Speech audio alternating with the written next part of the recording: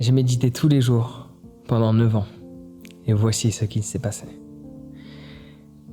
Ma vie a changé, sur tous les aspects. Je pourrais sincèrement remettre chaque changement de ma vie à la méditation.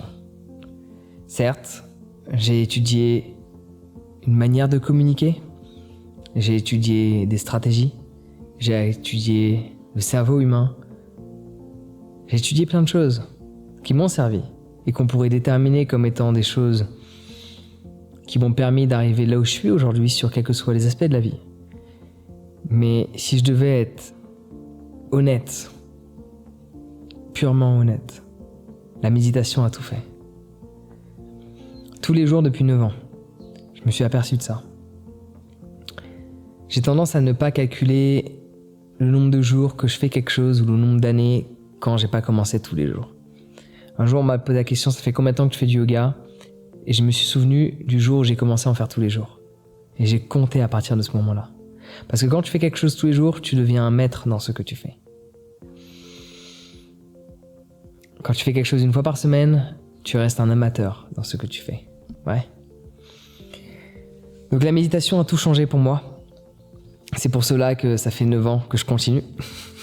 Tous les jours, tous les matins.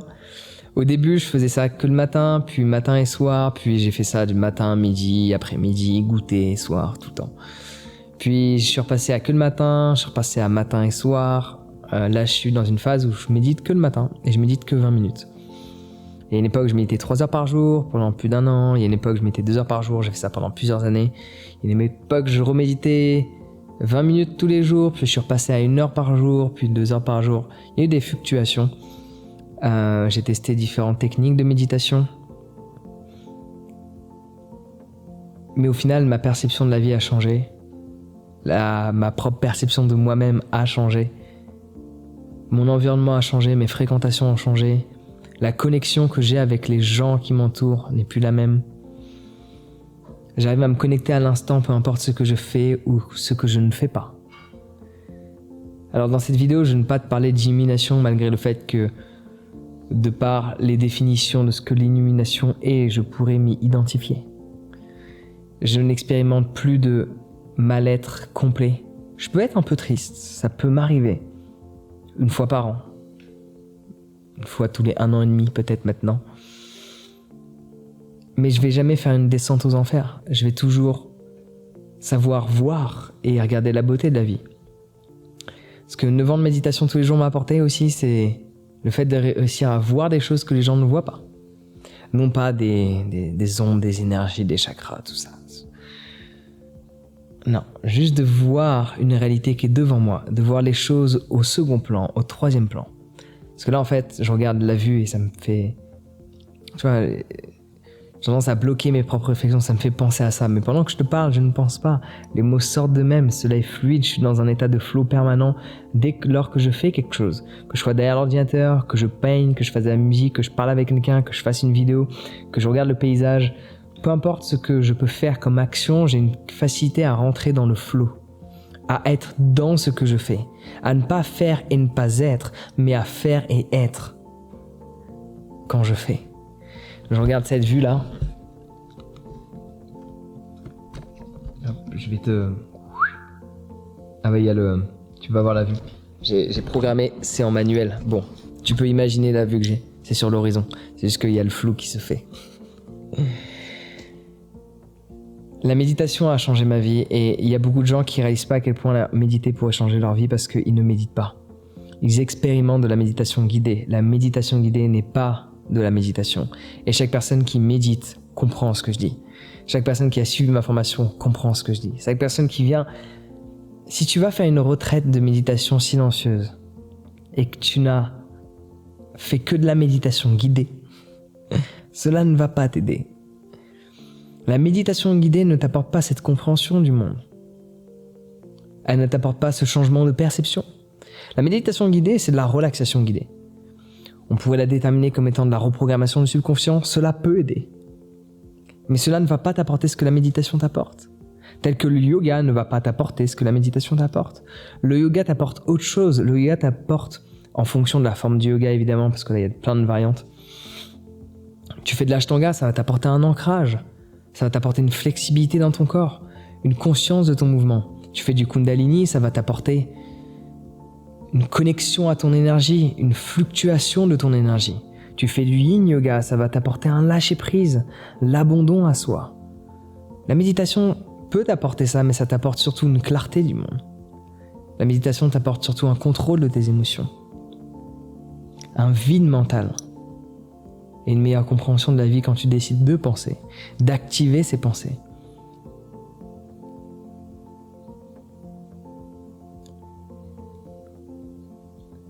Je me pose parfois la question si les gens vont de plus en plus méditer ou pas. Parce qu'il y a un essor où les gens prennent davantage conscience du mot méditation, mais pas de la pratique. Ils ont conscience du mot méditation, mais ils pratiquent la guidée. Et la guidée n'est pas de la méditation, c'est comme le yoga du rire. C'est génial, mais c'est pas du yoga. Rire n'a rien à voir avec du yoga. C'est génial, je te recommande d'en faire. Du yoga du rire.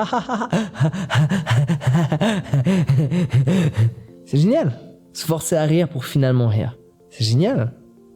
Mais c'est pas du yoga. La méditation guidée n'est pas de la méditation sous prétexte que l'on te guide en permanence à activer des mots et des pensées et par ce fait des images mentales que tu n'as pas besoin d'activer vu que tu en as tout au long de la journée. C'est bien quand tu médites de les calmer, de créer de l'espace, de créer le vide, de laisser les choses venir, de contempler, d'écouter, de ressentir.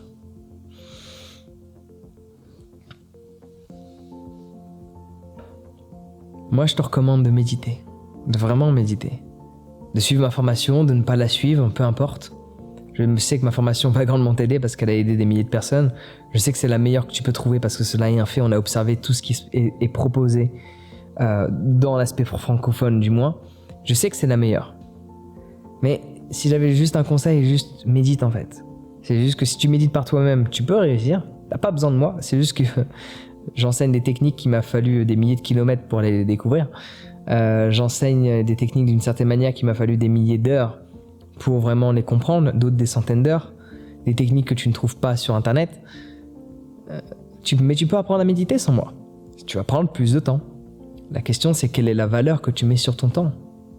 Parce que le temps il passe et on ne le récupère pas. On peut accélérer le processus. On peut pas du jour au lendemain savoir méditer, mais tu peux savoir méditer en 1 mois. Et pas passer autant de temps comme moi à vadrouiller dans mes pensées et au bout de plusieurs mois de me dire est-ce que je médite ou pas.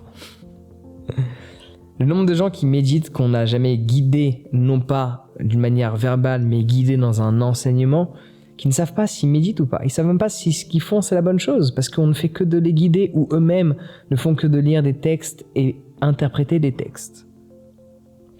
Dans ma formation, je t'explique et tu fais. Je ne te guide pas. Je te dis, faut faire comme ceci, comme cela. Tu peux avoir ton attention ici ou là. Focaliser ton attention de telle manière, ressentir les choses de telle manière, activer telle respiration. Ceci, cela, plein de techniques différentes. Je te les décris, je te les explique. Et après, tu fais. Tu deviens le maître de ce que tu fais. Tu n'es pas esclave d'une personne qui te parle. Tu sais méditer après. Donc je t'enseigne la méditation. Mais à nouveau, t'es pas obligé de suivre ma formation. Tu peux trouver une autre formation peut-être aussi bien. Je sais pas. Ou on n'a pas trouvé nous. Et pourtant on a cherché. Il y a plusieurs.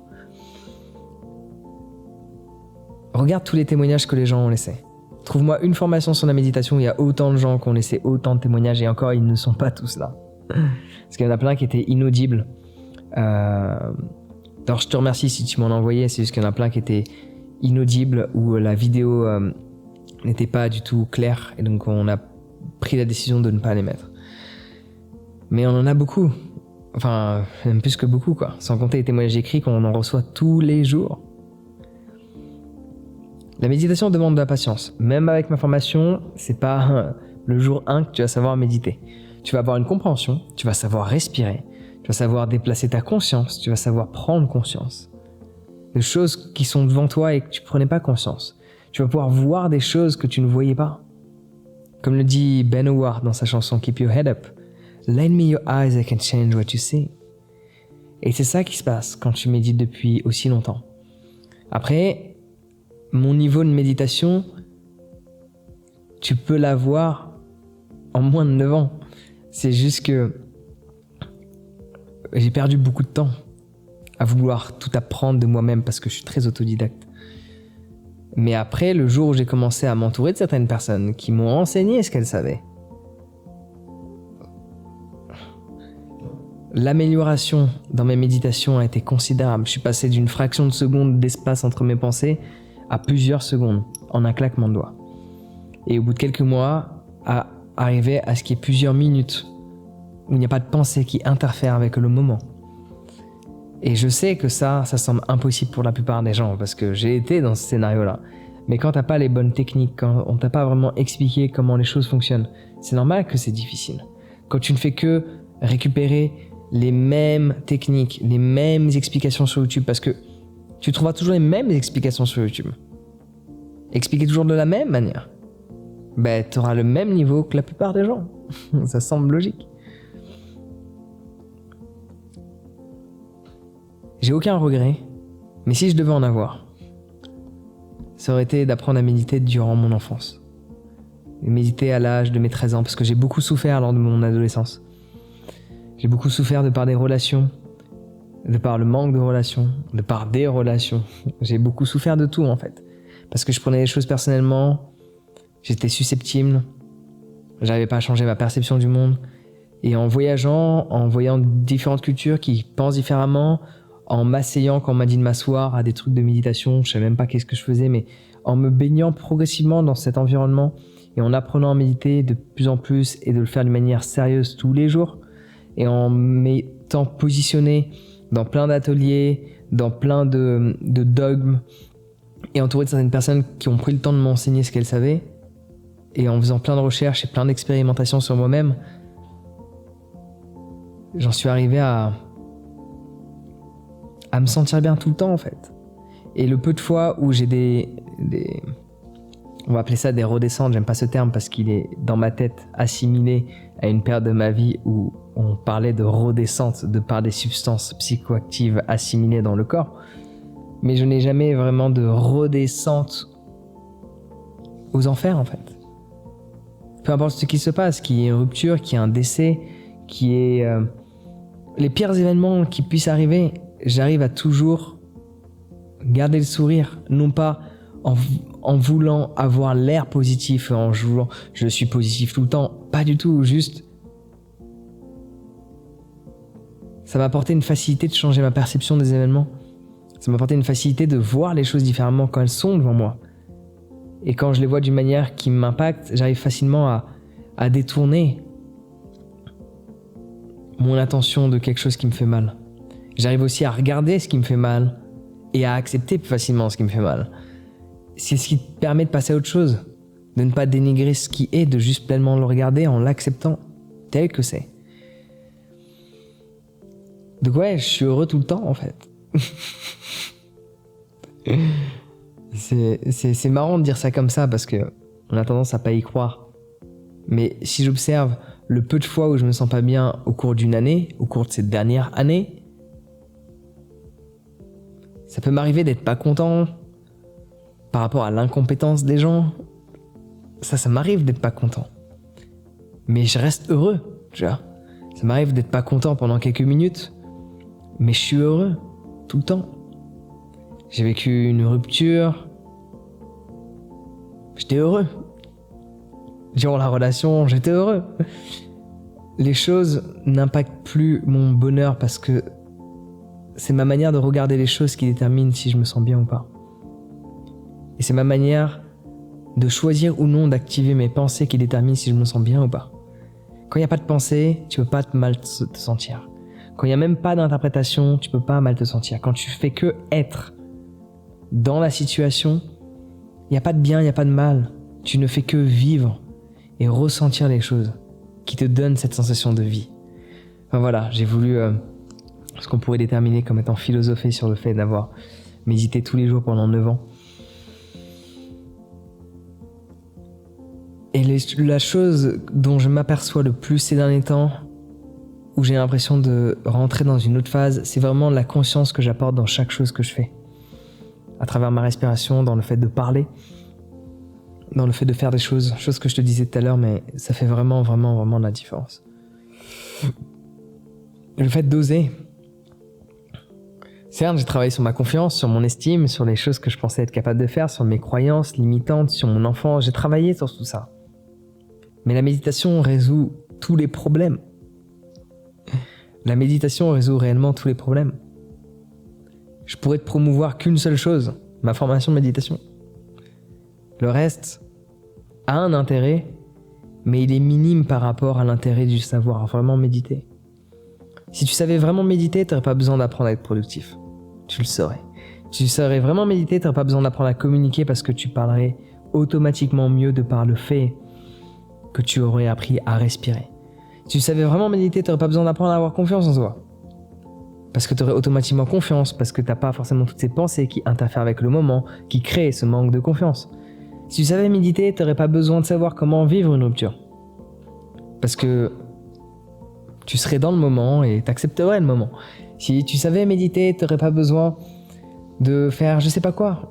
Tu vois. Et ça accélère le processus d'apprentissage parce que quand tu es conscient de ce que tu fais et que tu es pleinement dans ce que tu fais, tu apprends beaucoup plus rapidement. C'est que du plus. Donc si j'ai une chose à te dire, apprends à méditer. Je te recommande ma formation parce que je sais qu'elle est extraordinaire et je sais qu'il y a plein de gens qui partagent que c'est de la merde. Je le sais, c'est un fait, on l'a vérifié.